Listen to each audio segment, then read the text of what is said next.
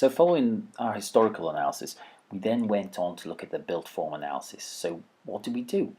Well, we identified the key characteristics of the built form of Aireborough. We got to know the buildings and the forms and how these places developed. We produced urban grain plans showing the density. We identified specific typologies of buildings and identified their key characteristics, and we mapped all these onto a base plan.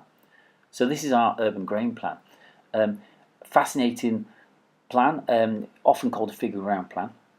Basically, you colour in all the buildings black, and all the open spaces and all the roads are left white. So it gives you a really good impression of density and where the built form lies. In this case, the darker areas are either very large mill buildings or historic foci of settlements. So it gives us a really good idea of how much land take is being taken up by what types of buildings. So this is one example of one of our typology sheets. So I've termed this vernacular buildings, and it does have a loose date range from round about the 17th century up until the middle of the 19th century. So what I've done here is looked at key characteristics, so simple vernacular forms, highly distinctive of Aireborough. Typologies include farmsteads, weavers' cottages, yeomen's houses. Sometimes isolated sites, often very, very old sites as well. Secondly, looking at the materials. So locally sourced, natural, often coarse grit stone or sandstone and stone slate roofs. Mullioned windows, a very characteristic feature of this part of the world. Defining street scene, as you can see from the urban grain plan there. Strong building lines, strong frontages, and modest defensible space, usually against the street frontage. So what causes the erosion of character?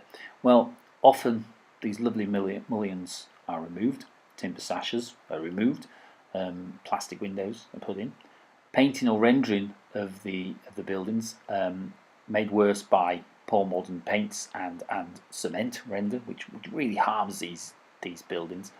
Non-contextual development, including extensions that don't really respond to the character and typology and materials of these buildings. All these things diminish the importance of these character buildings.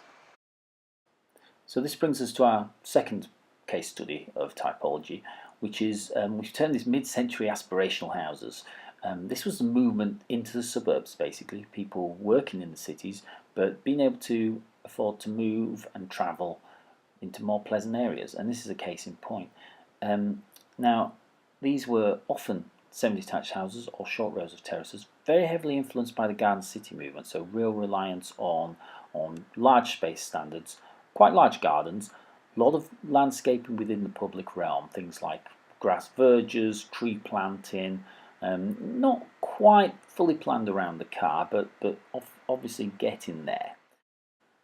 Now, looking at densities, we've got a density here of around 15 to 20 dwellings per hectare. So it's not very low density, not particularly high either, but it was getting lower as things went on. In this particular picture at the top is probably slightly higher because they're terrace forms and they're quite an early element of this. Key materials, of course, looking at those lovely sandstone coins in the centre there. Often started as local stone. As materials became more prevalent and easy to get hold of, brick became a very dominant form, as did render in the style of the garden village movement, really. Erosion of character generally caused by the car actually now, and replacement windows. The car wasn't fully provided for here, and as such a lot of these lovely verges are getting parked on and getting destroyed by parking. So what did we do next? Well, remember our base plan. We overlaid that with the urban grain plan, and here we get the vernacular buildings mapped on the base plan within the boundary. So as we go on, we can see the evolution of Aireborough. So looking at the vernacular buildings, 1600 to 1830, planned on the map. The next one, Victorian workers, so around about 1840 to 1901, largely terrace forms, stone built, few mills in there as well. Thirdly, Victorian villas. You can't really see these, They're in the light blue there, but often big villas within large gardens, nicely treed as well. Victorian CIVIC. Now this is interesting. The huge red area there is an institution, actually, a high-rise hospital. But these are buildings such as town halls and large civic buildings. Now this is an interesting one. If you have a look at the blue areas here, we turned this early garden village inspired. It's really early suburbia, but it was very highly inspired and takes its form from the garden villages of people like Ebenezer Howard and Parker and Unwin. Now, what happens next is extremely important.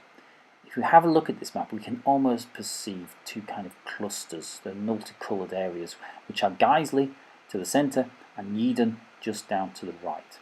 Now, what happens next is very interesting, and there is a conscious decision to link Guiseley and Yeadon for the first time. So there we are.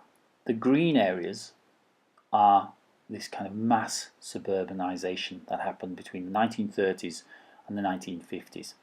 As you can see, the centre of the map there, a conscious decision has been made to link these two distinct places. Now, when they did that, they intentionally invested very heavily in landscape and tried to pay as much attention as possible to the qualities of the Garden City movement. It's almost as if there was a conscious decision to say, well, if we are going to join these two previously distinct settlements together, then we have to do it of such a quality that it lasts. Now, there are other green areas on this map, and the quality was largely still there. It began to erode as time went on, and materials got cheaper and quality got worse.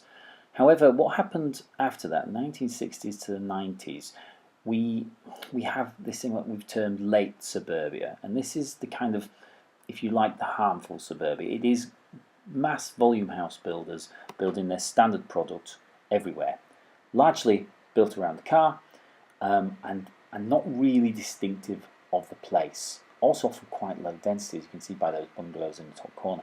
Now what this did was built upon the earlier suburbia, but encroached even more into the countryside around, and actually began to erode the local centres and put more people on the roads. So in amongst this, following this mass urbanisation, there was a rebellion against it, if you like, and brownfield first policies came into being, and a lot of these orange sites on the plan represented new housing development on brownfield sites. Unfortunately, a lot of these brownfield sites were former industrial sites, so we lost a lot of the big heavy mills that had characterised this place previously. However, in terms of sprawl, there's not been much of it really. There's been selected infill. It's quite strategic. It's almost this term urban dentistry, which you could use, I guess, for this. However, in terms of contextual design, not incredibly characteristic of the area.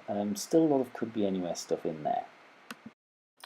Our final slide has all the colours on the map, and this is just showing mills and businesses, some of the large industrial estates, and the former Avro factory, which is now Leeds Bradford Airport. So this shows all those typologies on one single map, so we can interpret it, we can interrogate it, we can see and explore how this place has evolved. So what did we actually find out? Well, we realised by undertaking this mapping technique that the first time Guiseley and Yeadon were joined together was through suburban development, really, in the 1930s to the 50s. It was a conscious decision to do that, and the qualities through landscape were actually there. However, the erosion of that character and greater emphasis upon private mobility in forms of the car has actually caused more harm to the older town centres, where people are not encouraged to walk to them anymore, and the A65, the main road going through this area, has been heavily impounded on because of that. We also realised that modern infill development on brownfield sites hasn't actually been that harmful. It's perhaps compounded previous harm, but it's actually not taking the big bites out of the greenbelt that other previous stuff did. So this brings us on to our final point. And there's a real health warning here that new development, if it's not in the right places and it's on greenfield sites, it could seriously have as great an impact as that of the early suburban development, except this time without the emphasis on quality and design potentially.